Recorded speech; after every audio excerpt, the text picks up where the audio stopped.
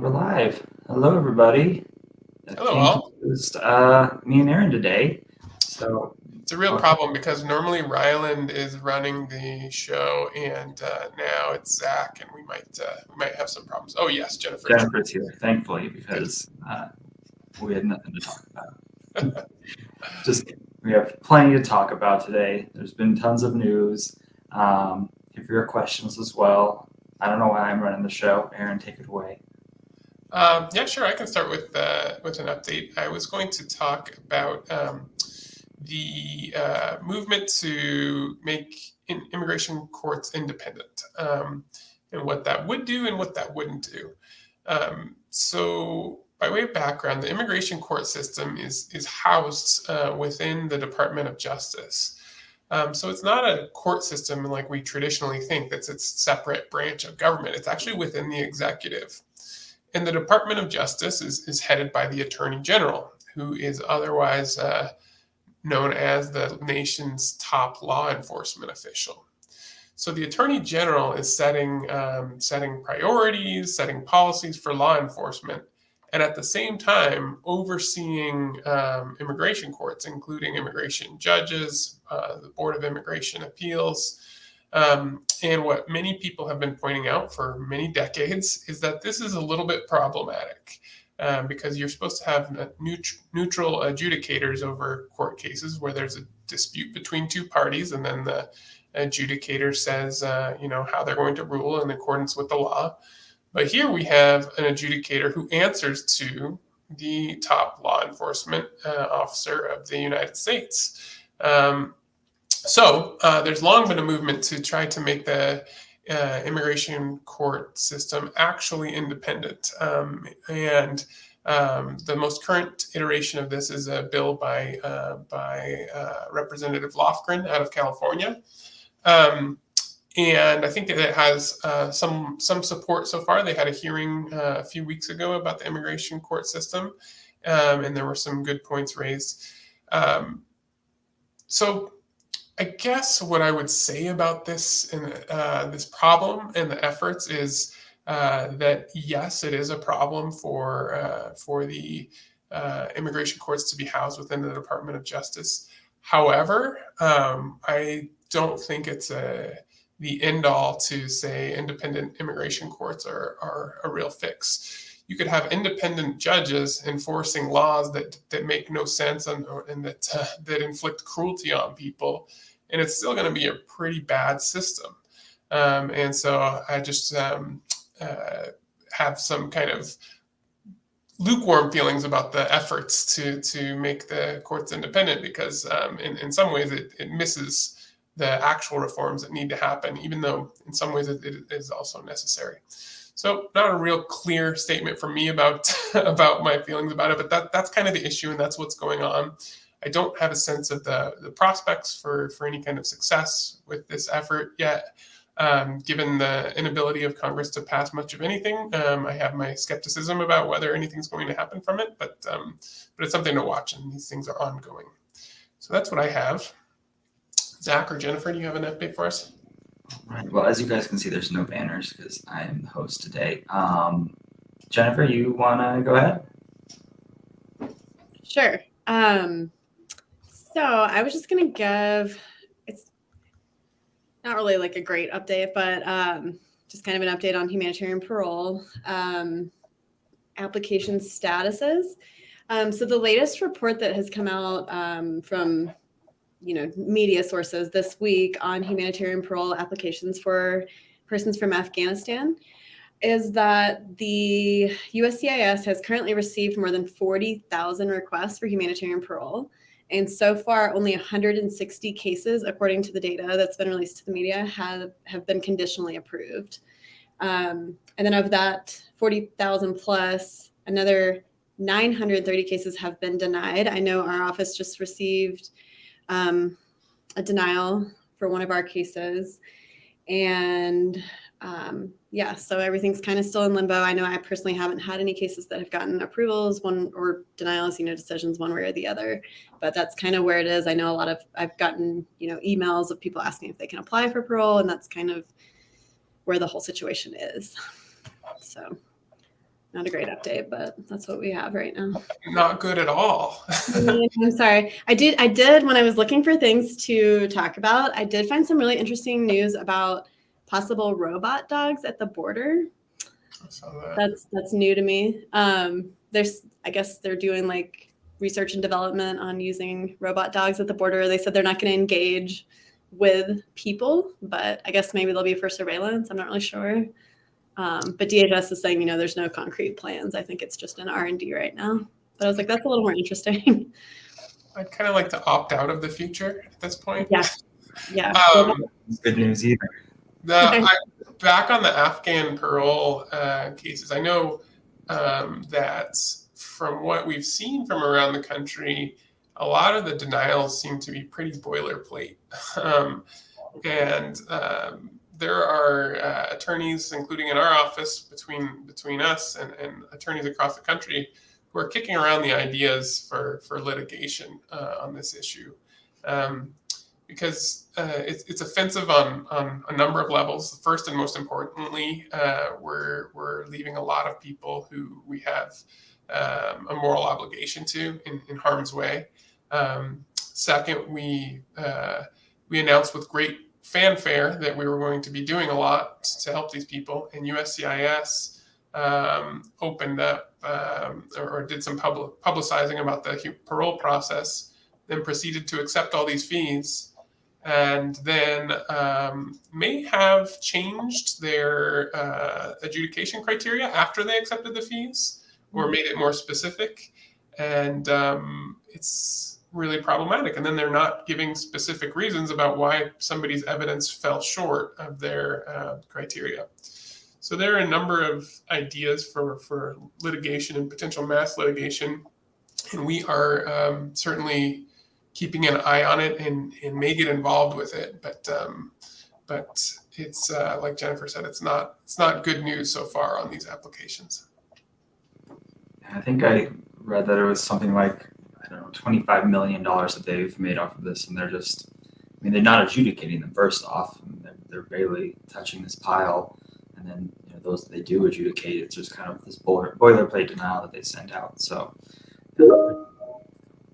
gross all around. My update is, I guess, perhaps a little bit more technical, not really exciting for most people. I have not been on for a while, so I'm not sure if Ryland has touched on this in previous Facebook Lives.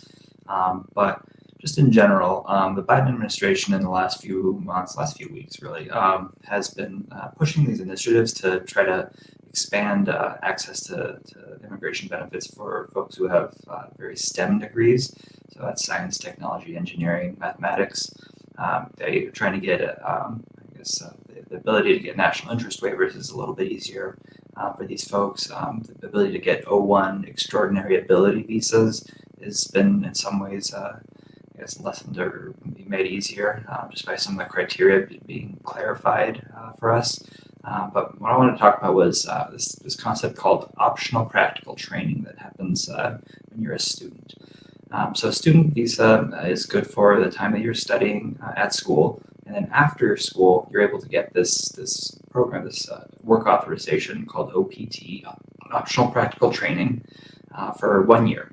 And then if you have a STEM degree, a science, technology, engineering, mathematics degree, you're able to get an extension on that 1 year work authorization after your student visa for another 2 years. So really you get 3 years of work authorization if you have one of these STEM degrees. So that's huge for a lot of reasons. The ability to try to get an H-1B during that time, just work authorization in general to be able to get your actual work experience after your graduation before returning to your country, if that is your long-term plan. It's huge to be able to have this long-term work authorization through your student status. And in late January, early February, Biden administration really expanded what qualifies as a STEM degree to be able to get these STEM extensions. And it's kind of an interesting, in some ways, push that I think they're making. Before it was very much, either kind of an academia type thing. Hey, you're focused. You're graduated with a mathematics degree, so we're going to give you an OPT based off of mathematics to continue to study the theoretical math stuff, or more in the engineering and technology side, you're engineer, you graduated with an electrical engineering degree, you're going to go work in an electrical engineering firm, you're going to build stuff, here's your work authorization. And what it seems to me is that they are starting to push more towards industry to give people opportunities to work in industry who have degrees that may not fit off the top of your head right into one of these typical STEM occupations. So, I mean, one of them, for example, that is a little bit more in our typical view of what STEM is mathematical economics. I don't know what that means, but it's some sort of math and economics. I assume it's a little bit more theoretical. But then they also are allowing things like data analysis, data analytics, which is really used for kind of big data. That's what businesses are focusing on in a lot of ways. It's a big push in finance, a big push in marketing.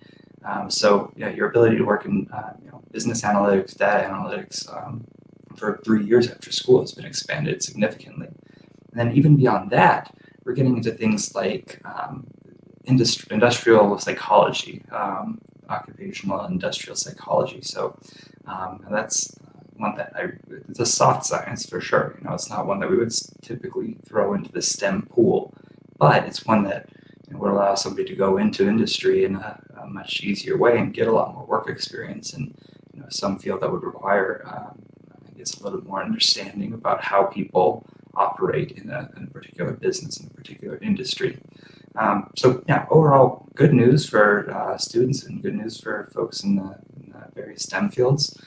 Things are opening up. It's getting easier to get some of these long-term benefits and some of these shorter-term benefits as well. And the idea is that we'll keep seeing that and we'll keep pushing along that direction. Yeah, any questions on that, everybody? No, that's real fun stuff. The STEM occupational classifications. I think it's the best update of the three. I liked it. I agree. It's really cool. Yeah. Actually. I wanted to give a quick update on diversity visa litigation. I wanted to give an update on DV 2021 litigation. Our case is called Go. And that's a case where the government was first ordered to produce diversity visa lotteries at a normal clip last September until the end of the fiscal year. And then at the end of the fiscal year, the court kind of looked back at the damage that was done by their unlawful policies and ordered 481 visas reserved for our plaintiffs. The court ordered that they issue them by the end of fiscal year 2022, which is September 30th. Well, none of them have been issued yet, and the government has appealed the judge's orders and now has sought a stay of the order pending the appeal. The motion for a stay first goes to the district court, the same judge who ruled in our favor before, and that's where it is right now. We filed our response, and the government will have the opportunity to reply, and then the judge could either hold a hearing or he could just issue a decision. If the district court is unwilling to stay the order, then it stays in effect. It's still in effect right now. They're still under the obligation to produce these visas, to issue these visas. But then the government could seek a similar stay from the Court of Appeals, which they have said that they will do. And then we go through a similar round of briefing, and the Court of Appeals makes a decision about whether they want to stay the court's order. The district court judge from a minute order did not seem pleased with some of the things the government had represented in its stay, including a request that he make a decision without doing normal briefing, without allowing the time for normal briefing. And so hopefully he's equally unenthused about the rest of their points. But that's where we are with that. We don't expect them to start issuing these 481 visas right now. The earliest that they said they could do it, even outside of this stay motion, is April. But as of now, they're still under the obligation to issue the visas, and we're trying to keep it that way and ask for more visas in the appeal.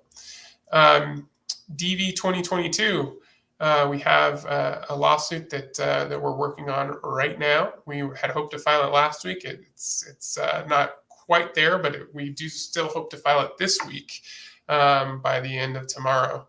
And it is challenging the Department of State's ongoing decision, basically choice, not to process diversity visas on the same level that they did before the pandemic. Basically, what happened was the Trump administration hollowed out the program through a few policies that have since been ruled unlawful. And then the Biden administration eventually, with the help of some court orders, rescinded those unlawful policies late last year. And so they're no longer in effect. We're not challenging the same policies. But what they did is they just left the hollowed out program as it was and are not taking any action to get it back to fully functioning. And so they're on pace to process a really paltry number of visas for the year. And we are suing them to say, no, you need to process these like you did before the pandemic even started. And you're processing other kinds of visas at better than pre-pandemic numbers. And there's no reason that diversity visas should be left as the bottom priority as they have been. So we're working on that complaint. We're very excited to get it filed, and we will be filing in the district court for the District of Columbia. Any other updates that you wanted to give, Zach or Jennifer? Nothing from my end. Nothing immediate, but I did hear there might be some DACA changes coming soon, so maybe Do there tell. will be. Do tell. So there was a proposed rule. Let me see when this was. Good question. There's a proposed rule out there that we're just waiting on it to become final. That they're, let's see, trying to make initial applications available again and solidify the program a little bit more. And let's see, it would codify DACA protections, but still require recipients to apply and reapply every 2 years. Also proposes to allow applicants to apply for work authorization separately from deportation protection. So I'm not really sure how that's going to work, but I think it's in the comment period, or it just ended comment period. So maybe we'll have better updates for you soon. And hopefully happy updates. Yeah, that would be good. Yeah. All right. Yeah, but it's vague right now. So. All right, we're going to get back to work. I was going to say we will be back next week with our regular update. I know that some people watch it later. You're welcome to call our office if you wanted to consult about any of this, or to email our office about any of this. You are also welcome, if you tune in while we're doing it at noon Denver time next week, to just ask questions in the comments, and we will address them right there. That said, thank you, Jennifer. Thank you, Zach. Thanks. We'll see you all next week. Thanks. Bye, everybody.